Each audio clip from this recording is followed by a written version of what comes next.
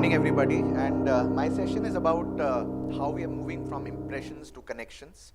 And while it's a marketing discussion, it's a discussion around brands, a discussion about how media and advertising and communication is communicating with the consumers. And this is something that at Havas we have been researching for the last 15 plus years.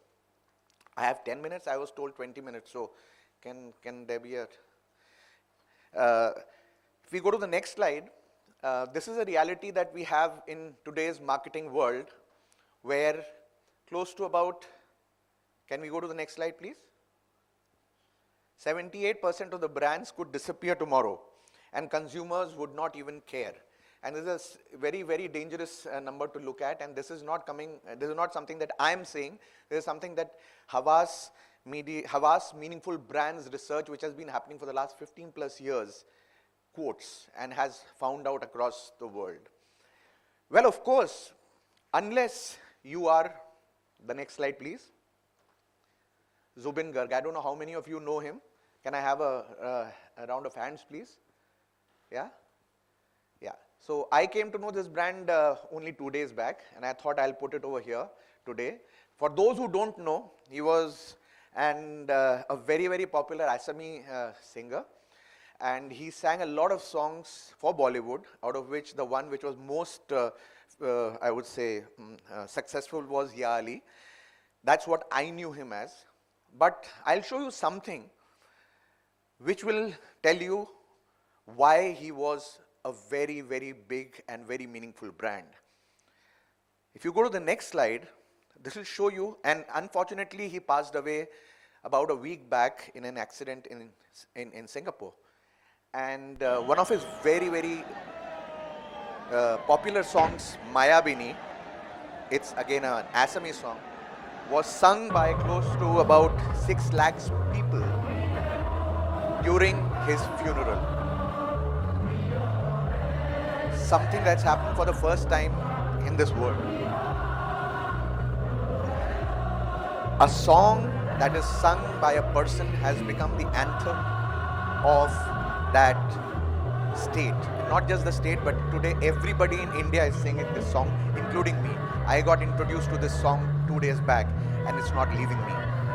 Why I put it over here is because we are talking about brands, and brands are not just brands that we sell to consumers. Brands are also those brands that we create for ourselves. And they go through this, but you'll see that this brand was so big that here this lady who's the security guard is also crying. Imagine the kind of bigness that brand has. And honestly, I was moved, and I thought I'll share it with you. While it is not a marketing case study, but in my view, it's bigger than a marketing case study. Can we go to the next slide, please? So what does a meaningful brand do? A meaningful brand delivers on 3 parameters: the functional benefits, the personal benefits, and the collective benefits. And again, if you go to the next slide, I'll tell you how this brand, Zubin Garg, who I did not know honestly till about 5 days back, performed on all these 3 parameters. Functionally, he was the king of humming. He was a great singer, like so many others in this industry, so nothing great. On personal, he had a very deep connection with his people, cultural icon, regional identity. Apparently, he used to come to Bollywood to sing songs and then go back to Assam and work for his own people. And he never got the air of becoming a Bollywood singer, right? And most importantly, collective benefits. He was a symbol of solidarity. Apparently, he used to stand for the locals over there, and that's why they love him. That's why even a security personnel is crying on the day when he was being cremated. And everybody was singing that song which made him the legend, which is Maya Bini. It's a beautiful song. You should actually listen. And even if you don't know Bangla or Assami, it's very easily translatable. So I have understood, and it's such deep, beautiful meanings and a beautiful melody as well. So let's keep this in mind, because all of us are brands, and all of us would love to have a funeral like that, where lakhs and lakhs of people are actually remembering you. Not everybody is as as fortunate. Coming to the next slide, which talks about Havas, we believe in making meaningful brands, and that's what we do, not just to brands, but to businesses and people as well. And the next slide tells you how this research has been going on for a lot of time. So it's not something that we are saying just for the sake of saying. It's a huge research which has been happening year on year for the last 15 years, and it captures, can anybody tell me which is the most meaningful brand in India as per this research? Havas is not allowed to participate. Tell me, I mean, anybody would want to volunteer, which is what is the definition of a meaningful brand? Meaningful brand means if that brand disappears tomorrow, consumer would actually miss it a lot. That's what happened in the case of Zubin Garg. That's why I put it over there. Well, Google is the most meaningful brand for the last 5-6 years. Sorry? Who? Nestle is also there, but number one brand is Google. And believe me, if you imagine that you don't have any Google app in your phone tomorrow morning, it'll be very difficult for you to navigate yourself. That's the power of a meaningful brand.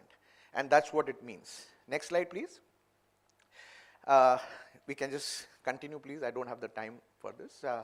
Meaningful brands, they just don't grow. They actually grow well. So it's not about just market share, but it's also about performing in the market. Next slide will tell you that meaningful brands give you profit. Meaningful brands grow purpose for you.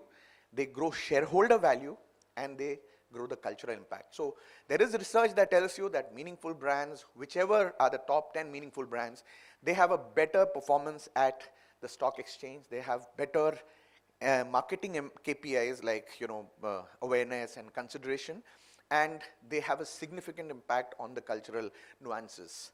So that's what every brand should aspire to become, a meaningful brand. Next slide, please. Next slide, please. So how do we build a meaningful brand? While I can take a full day on that, but I just thought I'll introduce another concept over here. And this is a concept of emotional bank account. And it is very close to me. And if you go back to the Zubin Garg example, you'll see that as well. What is an emotional bank account? The next slide, it's a concept that was actually conceived by Stephen Covey. And you must have read in your B schools this book called 7 Habits of Highly Effective People. And it's a well-known, it's like a Bible, like we read Kotler, we read this as well in every B school. And it's a metaphor that was introduced by him. It represents the level of trust and positive feelings in a relationship. Now, this can be a relationship, a human-to-human relationship, human-to-brand relationship, brand-to-brand relationship, organization-to-employee relationship, organization-to-consumer relationship, any relationship that exists, right? The next slide will tell you how do we create an emotional bank account. Like any account, it has debits and credits. So, how do we deposit? We deposit by acts of honesty. If brand is being honest, again, in any environment, if it's a human to human connect, if it's a brand to human connect, if it's an organization to consumer connect, whatever it is, keeping your promises, small gestures, remembering people, remembering your consumers, all those things will build deposits. And what will create withdrawals? Broken promises, misaligned expectations. Very logical, but very, very important. Disrespect. If you disrespect your consumers, if you disrespect them, if you break your promise as a brand, obviously there'll be a loss in your EBA.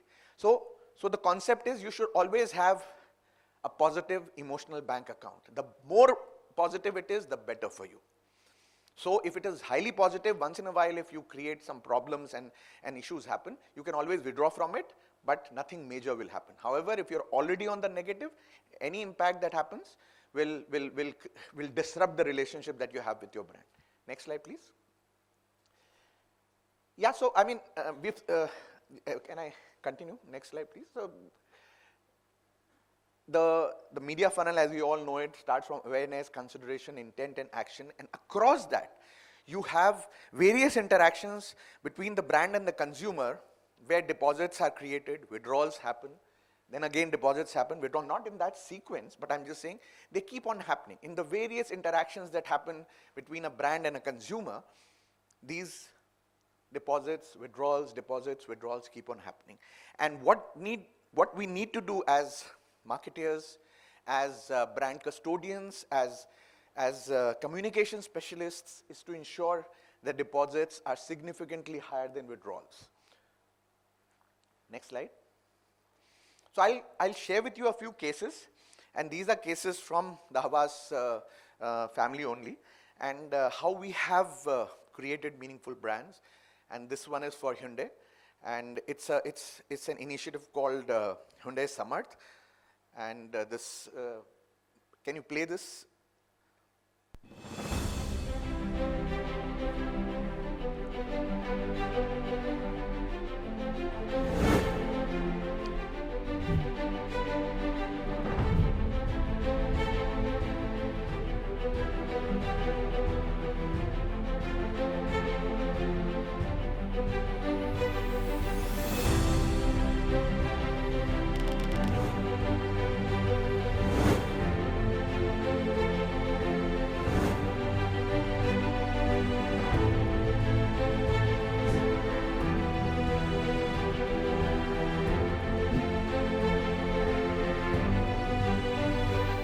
समर्थ भाई हांडे का शुक्रिया अदा करती हूँ कि उन्होंने मेरे Paralympics journey में मेरा साथ दिया।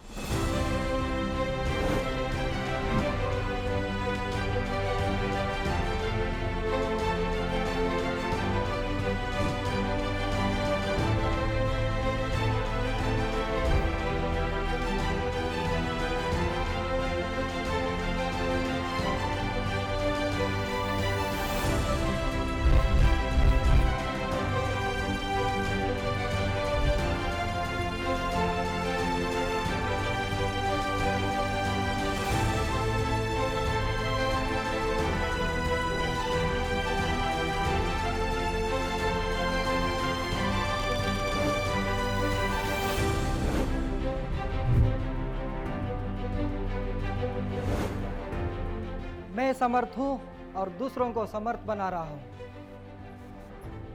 हम समर्थ। मैं समर्थ हूँ किसी भी काम को करने के लिए। समर्थ!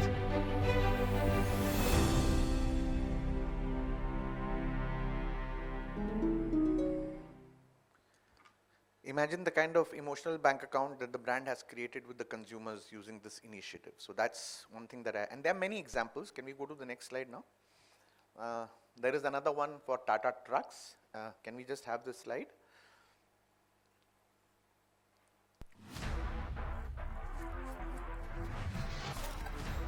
Road logistics is a crucial pillar of India's economic growth. With 70% of freight movement dependent on roadways, the sector stands at a crossroads. How can it become safer, more efficient and environmentally sustainable? To spark meaningful discussions and reimagine the future of logistics in India, Tata Motors, in collaboration with CNBC TV18, introduced the Thought Leadership Series, Trucking into the Future. Season 1 set the stage by addressing the challenges and unlocking opportunities in logistics across critical industries. Season 2 elevated the conversation with a renewed focus on innovation. The campaign united stakeholders from across the sector to articulate a collective vision for modernizing road logistics in India. It unfolded over 3 transformative phases. In Phase 1, transporters and fleet operators shared real-world experiences of how cutting-edge technologies, improved fuel efficiency and superior service support enhanced their operations. Phase 2 aligned with India's ambitious goal to lower logistics costs as a share of GDP from 14% to single digits by 2025. Through the 5 and 5 segment, key industry voices provided actionable insights into adopting sustainable technologies, embracing digital transformation and driving innovation. Phase 3 charted an ambitious vision for the trucking industry, emphasizing Tata Motors' leadership in revolutionizing manufacturing with smart factory technologies. Broadcast over 18 plus channels and social media. The campaign brought together a multitude of perspectives, inspiring industry-wide transformation. Can I have the slides, please? Yeah. I don't think I have the time. So there are many examples. This is for Swiggy Instamart, where, you know, we have had this photochromatic cover, where, you know, if it was inside, you could not see those mangoes. The moment you went into the sun, you could see the mangoes. So the thought that I want to leave with you with is just keep going. Yeah. So there has to be a framework for developing meaningful brands, for creating deposits in your media and marketing strategy, understanding the audience, promising and delivering to that. Consistency across channels. You can't be saying different things across different communication channels that you have. When I say communication channels, I'm talking about the entire funnel. We have to have responsiveness. Everybody knows when a problem happens, and a brand has to be very, very responsible. There have to be proper, strong feedback loops into place. Everything that you do has to be authentic. The storytelling has to be authentic and absolutely true. And most importantly, in spite of whatever you do, you'll always have issues. So you need to have a repair mechanism. The moment any issue happens, you need to go back to the consumer and recreate that trust. And if you have an emotional bank account which is positive, significantly positive, a little bit of trust deficit that happens is easily repairable. So not a big issue at all. Last slide. So, you know, common, I would say, mistakes that brands make where these withdrawals happen: missed promises, fake claims, you know, ignoring the consumer feedback. Very important. Today, consumers are giving feedbacks to you across net channels, the various channels that are there. Irrelevant content. You know, Havas Meaningful Brand Study also says that close to 70% of the content that is there in the domain is actually irrelevant for the consumer. It's just being created for the sake of being created. And lack of transparency. Everybody wants transparency. Consumer is demanding transparency from the brands, and that's how a meaningful brand gets created. That's how an emotional bank account gets built. Next slide.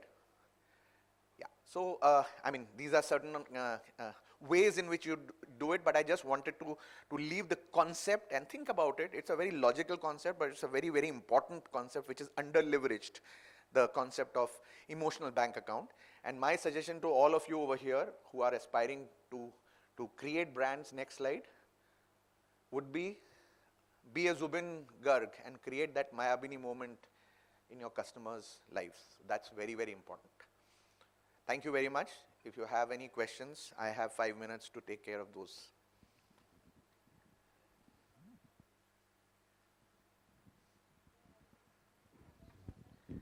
No questions.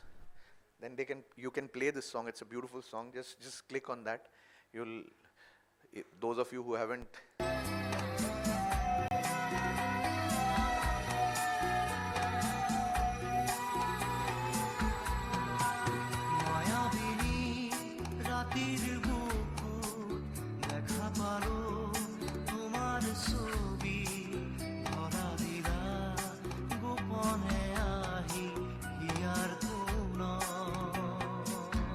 Thank you very much.